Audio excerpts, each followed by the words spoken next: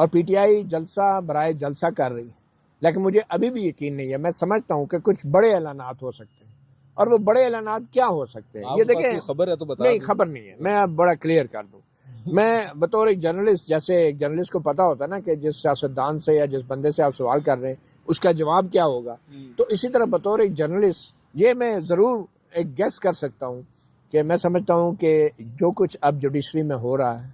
जो कुछ 5 जजों ने कर दिया है,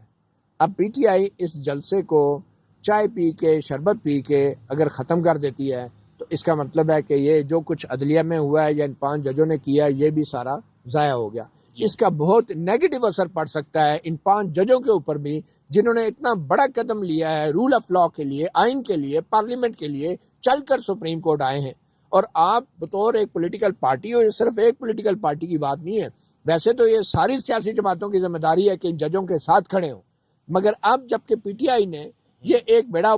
उठा लिया है तो उसमें यह नहीं हो सकता कि इस जलसे के अंदर इमरान खान कोई अगला लाहे अमल न दे। और अगला लाहे अमल क्या हो सकता है? देखिए, पार्लियामेंट के अंदर, ये अगेन मैं आपको क्लियर कर दूं, ये इन्फॉर्मेशन की बात नहीं कर रहा, पार्लियामेंट के अंदर पीटीआई ने एक पहले ही एक स्टेप उठाया था। वो स्टेप है कि तमाम जो स्टैंडिंग कमेटीज हैं सेनेट की या कौमी असम्बली की, उनसे इस्तीफा दे दिया। अब अगर इतने बड़े मौके पर 27 सितंबर के पेशावर के पूरे कौमी सतह के जलसे के ऊपर भी अब कोई नेक्स्ट स्टेप का अगर वो ऐलान नहीं करते तो फिर क्या, ये तो बहुत बड़ी मैं समझता हूँ कमकली होगी, बेवकूफ़ी होगी। मगर हो क्या सकता है? हो अब ये सकता है कि अदलिया में भी जो चीज़ें क्लाइमेक्स की तरफ जा रही हैं और पॉलिटिकल साइड पे इमरान खान ने, पीटीआई ने एक बहुत बड़ा स्टेप लिया है, स्टैंडिंग कमेटी से रिज़ाइन किया है। मैं ये समझता हूँ कि as a next step parliament के अंदर से, कौमी असम्बली से एक स्टेप ये हो सकता है कि सिर्फ कौमी असम्बली से पीटीआई जो है वो अपने मुस्ताफ़ी हो जाए। ठीक है, क्योंकि आप 5 जजेस ने जब इतना बड़ा स्टेप लिया है और वो अगर उनमें से कहीं के खिलाफ मजीद भी कार्रवाई हो सकती है, तो अब डिपेंड करता है उन जजेस का भी फेट जो है अमली तौर पे अगर देखा जाए तो वो अब इस सारी पॉलिटिकल सिचुएशन पे डिपेंड कर रहा है। अगर प्रेशर बिल्ड ना किया गया, अगर ये जो गैर आइनी इकदाम हैं हुकूमत के, इनके आगे बंद न बांधा गया और ये बंद सियासी जमातों ने बांधना है, तो फिर इन जजों के साथ जो कुछ होगा उसके बाद फिर पीटीआई बहुत देर हो जाएगी फिर किसी के लिए भी। तो मुझे लगता है कि तरमीम है सर, वो आ रही है कौमी असम्बली से इस्तीफे जो हैं वो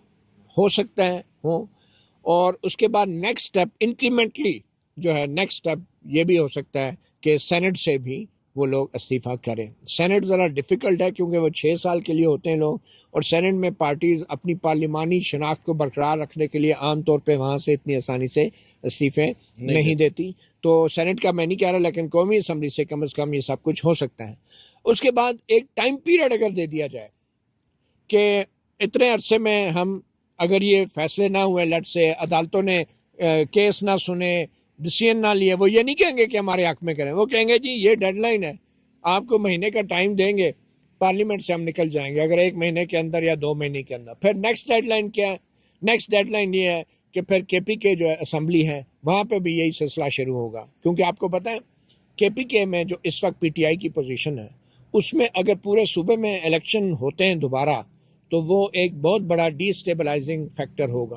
और इस वक्त जो सिचुएशन है केपीके की, वहाँ पे दोबारा इलेक्शन कराना बहुत मुश्किल हो जाएगा। मगर केपीके के अंदर जो पीटीआई की हुकूमत इस वक्त सर्वाइव कर रही है, उसकी वजह ये नहीं है कि लोग हुकूमत के साथ हैं या हुकूमत बड़ी मजबूत है, उसकी वजह डिस्टेबलाइजेशन का खौफ है जो हमारी इस्टेब्लिशमेंट को है। क्योंकि बलूचिस्तान के अंदर हालात बहुत पहले से ख़राब हो चुके हैं। चीफ मिनिस्टर बुगटी यहाँ सुप्रीम कोर्ट बार में आके तकरीर में यह एतराफ़ करता है खुलेआम कि वहाँ पे शोरश नहीं है, इंसर्जेंसी नहीं है, वहाँ पे अलहदगी पसंद तहरीक चल रही है, पाकिस्तान से अलग होने की बात हो रही है। ये चीफ मिनिस्टर सरफराज बुगटी ने ऐलान किया यहाँ वकीलों की एक बॉडी के सामने। तो अगर केपीके के अंदर वो अपना एक टाइमलाइन देते हैं कि 1 महीने या 2 महीने में कौमी असम्बली से हम जा रहे हैं अगर फैसले ना हुए, और फिर उसके बाद 2 महीने बाद सूबाई असम्बली को भी हम दोबारा इलेक्शन की तरफ जाएंगे, ठीक है, और अगर दोबारा इलेक्शन की बात करते हैं तो ये एक बहुत बड़ा डिसीजन होगा, एक बहुत बड़ा पॉलिटिकल मैं समझता हूँ कि वार होगा इस मौजूदा निज़ाम के अंदर। और अगर बलूचिस्तान और केपीके में ये प्रॉब्लम्स होंगे तो पंजाब अकेला पाकिस्तान नहीं है, पंजाब अकेला अपनी मनमानी नहीं कर पाएगा। और इसके लिए मैं समझता हूँ कि पीटीआई जो है इस जलसे में अगर अहम डिसीजन नहीं करेगी तो फिर उसका असर ये होगा कि वो जो कहते हैं ना जीरो सम गेम नहीं है, ये बल्कि जीरो सम गेम है। या तो आप कुछ लेते हैं या फिर सब कुछ आप देना पड़ता है आपको। ये पॉलिटिक्स बड़ी खौफनाक गेम है, या आप स्पेस गेन करते हैं या अपनी स्पेस भी सारी लूज कर जाते हैं। तो ये बड़ा अच्छा मौका है पीटीआई के पास, और अगर 2 साल बाद भी पीटीआई ऐसे बड़े फैसले नहीं लेगी तो आप भी उसका बहुत बड़ा नुकसान हो सकता है।